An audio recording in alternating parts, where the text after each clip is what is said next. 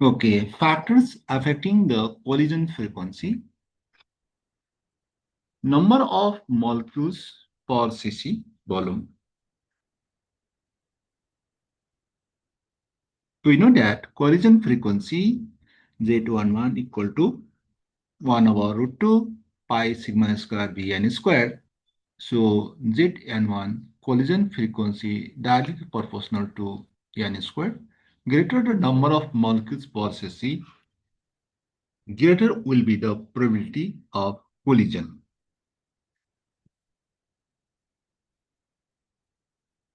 Temperature. Again, we know collision frequency Z11 equal to 1 over root 2 pi sigma square B n squared, where A is the average velocity.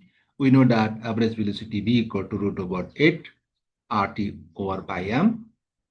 So B proportional to 2.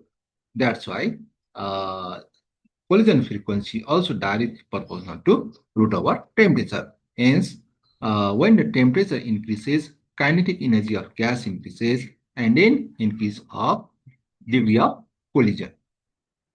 Molecular side. We know that Z11 equal to 1 over root 2 pi sigma square Bn squared.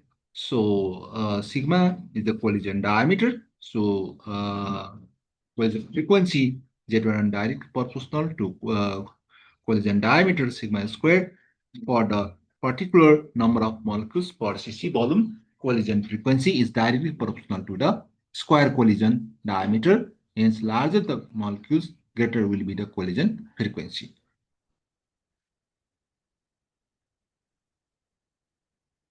Okay, it's all about factors affecting the collision frequency. Thanks for watching and request you all like, comment, share, and subscribe. Thank you for patience. That is now bye bye. See you again.